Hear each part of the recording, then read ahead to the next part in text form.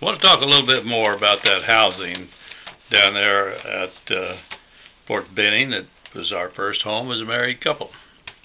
Talked to Donna a while ago, and she said, well, yeah, it was the third floor, and those stairs were steep, and I think in two sections. We had two gables. Gables, what I remember is that they were kind of tucked in like little projections, and had the window then out at the front of it. And she said that she used one of those gables openings as the kitchen area, where we had the hot plate and a little refrigerator and a little table over in that area. I had a bed, full-sized bed. And then she said we had an army cot, that was our couch. And I think she used the other gable as a place to have the wardrobe where we could hang some clothes. Donna didn't complain about being bored when I was gone, and I think maybe it was less boredom than it was that she wanted to be a contributor. So she got out and looked for a job, and she got a job at the Post Cleaners. And her job was to check in the material, the clothes that was brought in to be dry cleaned or washed. I think maybe it did both, regular washing and dry cleaning. And then to let the people pay in and get their stuff out after it was ready to go. And she tells a story about Sergeant Craig coming in to get something that had been left there before she was there. In other words, she didn't check him in, but she's checking something out to him and knows who he is. So she said she addressed him properly, Sergeant Craig, I believe. And he reacted, "Hey, how do you know my name?" "Well, I've just heard a lot about you." Well, she certainly had. Incidentally, before we left Fort Benning in December of 1947, Craig had gotten busted for something. He lost a stripe, and it was one evening when I saw him, that's Sergeant Craig? That's Sergeant Craig. He and another guy were out there with a sack and a stick that's got the spike on the end of it, and they were picking up trash. Obviously, he was being penalized for something. And I don't know at all what. However, I do remember that during our training, jump school training, a bad thing happened that rumor had it that he was involved. And then the bad thing was that, well, at the start of jump school, you had to sleep with your rifle in the bed with you.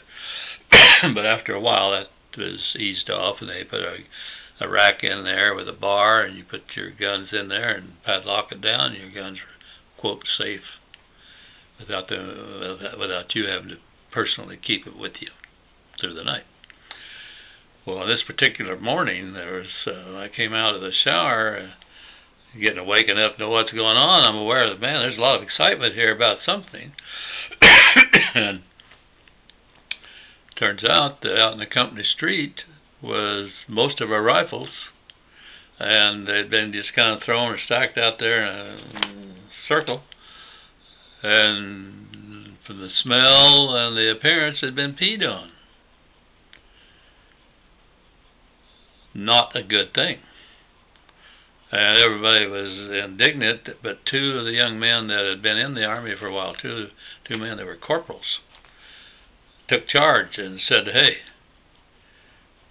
one of us will stay here with you and organize you, and you're going to keep a circle around these guns. Half of you go eat, and half of you stay in a circle and then switch. Don't let anybody touch that." And then the other one was going to go to the Adjutant General's office, which wouldn't open, I think, until they said 7 or 8 o'clock. Well, I don't remember much more about that, but I've wondered since if that case had been put on hold, and when it was finally resolved, if that's why. Well, incidentally, the rumor mill was, again, rumors. I've been victims of rumors, and I know rumors aren't necessarily anything but rumors.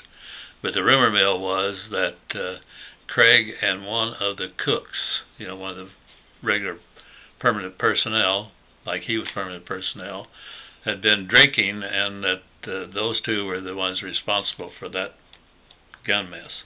You can imagine how happy we were to clean those guns up. Of course, we had to clean them up. Well, Donna was never a lazy girl, and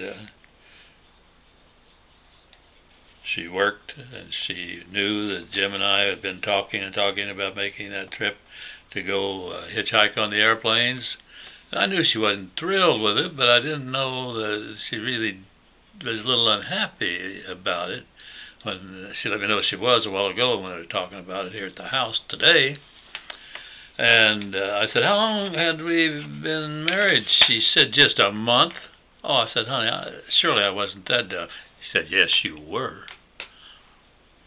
Well, I said, okay, I guess I was.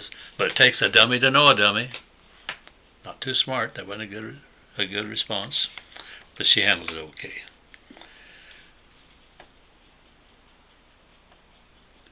So we decided to do it and put in for those passes, and that's the next story, is our little jaunt hitchhiking on airplanes. Dumb thing to do as a young groom, but a fun thing to do as a young soldier.